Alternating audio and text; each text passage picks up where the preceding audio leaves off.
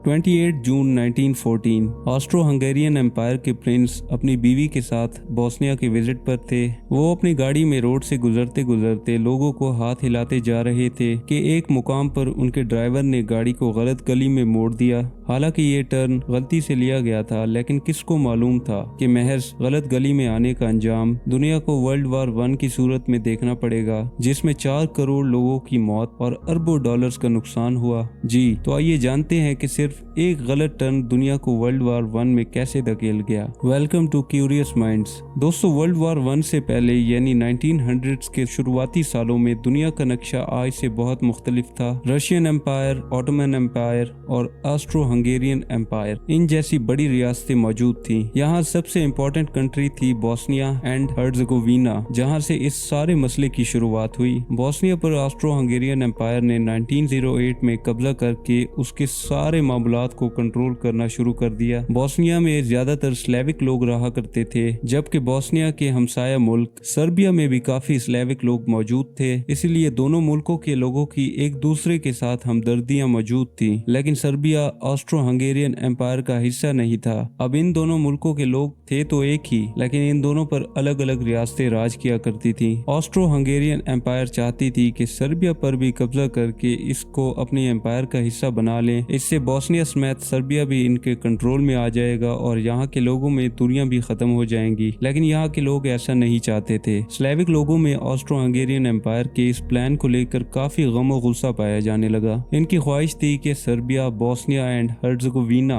जहाँ स्लेविक लोग रहते हैं, ये सभी एक आजाद मुल्क बना लें, जिसे ग्रेटर सर्बिया या फिर यूगोस्लाविया के नाम से जाना जाने लगा। लेकिन फिलहाल इनके पास ऑस्ट्रो हंगेरियन एम्पायर से नफरत करने के सिवा कोई भी ऑप्शन मौजूद नहीं था। शायद ऑस्ट्रो हंगेरियन एम्पायर सर्बिया पर हमला कर भी लेती, लेकिन इसको डर था रशिया से, क्योंकि रशिया नहीं चाहता था कि ऑस्ट्रो हंगेरियन एम्पायर इस रीजन में ज्यादा ग्रो करे। इसीलिए रशिया से लड़ने के लिए ऑस्ट्रो हंगेरियन एम्पायर ने जर्मनी को अपने साथ मिलाकर इनको बैकअप पर रख दिया और रशिया ने फ्रांस के साथ अलायंस बना ली। वहाँ सर्बिया और बोस्निया के नेशनलिस्ट ने आहिस्ता आहिस्ता अपनी आज़ादी के लिए ऑर्गेनाइजेशंस बनाना शुरू कर दी। पहले तो इन ऑर्गेनाइजेशंस का मकसद सिर्फ ऑस्ट्रो हंगेरियन एम्पायर के खिलाफ प्रोटेस्ट करने का था, लेकिन वक्त के साथ साथ ये मिलिटेंट ऑर्गेनाइजेशंस में तब्दील होकर खून रेजी पर उतर आई। इस दौर में एक और तंजीम वजूद में आई जिसे ब्लैक हैंड का नाम दिया गया। इस तंजीम का नारा था कि वो ग्रेटर सर्बिया या फिर यूगोस्लाविया बनाकर ही दम लेंगे। अपने मकसद को पूरा करने के लिए ये तंजीम किसी की जान लेने को भी तैयार थी। इसी बीच एक 19 साल का लड़का गैवरिलो प्रिंसेप भी था, जो हमेशा से आजाद मुल्क यूगोस्लाविया का ख्वाब देखा करता था।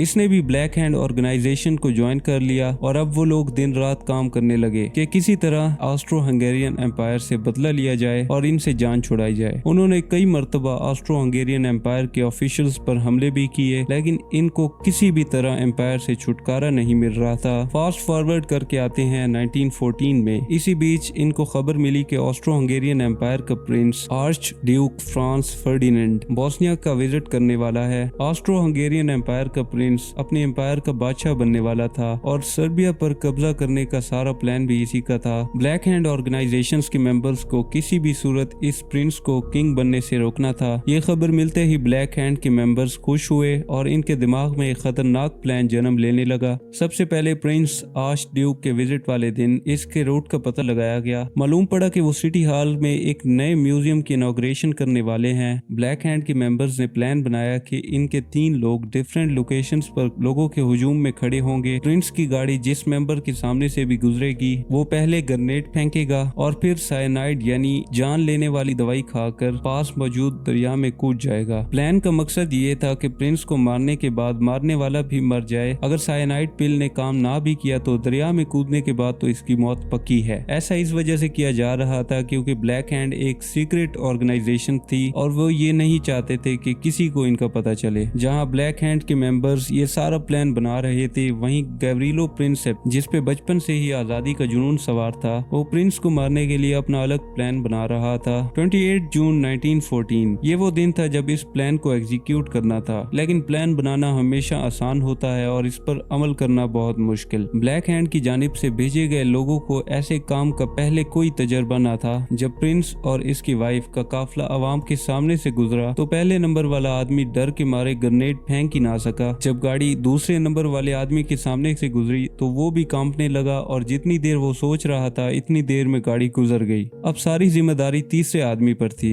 इसके सामने से जब प्रिंस की गाड़ी गुजरी तो इसने जल्दी से बम फेंक दिया, लेकिन इसका निशाना ठीक नहीं था। ग्रेनेड प्रिंस की गाड़ी के बजाय पिछली गाड़ी से भी कुछ दूर जा गिरा, जिससे क्राउड में मौजूद 20 लोग जख्मी हुए, जबकि प्रिंस समेत किसी की भी जान नहीं गई। ये काम करते ही इसने जल्दी से अपनी साइनाइड पिल खा ली, जो कि पुरानी होने की वजह से नाकारा हो चुकी थी। इस कैप्सूल ने इसकी जान तो नहीं ली, लेकिन इसे सिर्फ हल्की सी उल्टी हुई। ये सब करने के बाद इसने प्लान के मुताबिक दरिया में छलांग लगा दी, लेकिन शायद आज इसकी किस्मत खराब थी। इस दिन दरिया का पानी सिर्फ 1 फुट से थोड़ा ज्यादा था, क्योंकि इस मौसम में दरिया सूख चुका था। पुलिस ने मौके पर पहुंचकर इसे अरेस्ट कर लिया और इस तरह प्रिंस के कत्ल की साजिश नाकाम हो गई। लेकिन कहानी में ट्विस्ट अभी बाकी है। गैब्रिलो प्रिंसेप अभी भी अपने खुफिया मिशन पर मौजूद था। बॉम्ब फटने के बाद फौरन प्रिंस और उसकी वाइफ को सिक्योरिटी में ले जाकर सिक्योर जगह पहुंचा दिया गया। प्रिंस आर्च ड्यूक गुस्से में बोस्निया के मेयर से शिकायत करते हैं कि हम आपके शहर विजिट करने आए थे, लेकिन आपने तो हमारा इस्तकबाल बॉम्ब से किया है। प्रिंस को जब बताया जाता है कि बॉम्ब फटने की वजह से 20 लोग जख्मी हैं, तो प्रिंस फौरी तौर पर अपना शेड्यूल चेंज करके म्यूजियम की बजाय हॉस्पिटल जाने का फैसला करते हैं, ताकि जख्मियों की खैर खबर मालूम की जा सके। लेकिन शेड्यूल और रूट चेंज होने की इत्तला इनकी गाड़ी के ड्राइवर को नहीं दी जाती। प्रिंस दोबारा आकर अपनी गाड़ी में अपनी वाइफ के साथ बैठ जाते हैं और हॉस्पिटल की तरफ रवाना हो जाते हैं। दूसरी जानिब गैब्रिलो प्रिंसेप म्यूजियम जाने वाले रोड पर खड़ा था और प्रिंस पर हमला करने का वेट कर रहा था। इतने में ही प्रिंस की गाड़ी म्यूजियम जाने के लिए टर्न करती है। ड्राइवर, जिसको मालूम नहीं था कि प्रिंस को हॉस्पिटल जाना है, वो गाड़ी को म्यूजियम की तरफ मोड़ता है, उसी मोड़ पर जहाँ पर गैब्रिलो प्रिंसेप खड़ा है। फौरी तौर पर स्टाफ ड्राइवर को शेड्यूल के बारे में बताता है और गाड़ी को टर्न करके हॉस्पिटल जाने का कहता है। रिवर्स करते हुए गाड़ी की रफ्तार काफी स्लो हो जाती है और गैब्रिलो प्रिंसेप के लिए इससे अच्छा मौका नहीं था।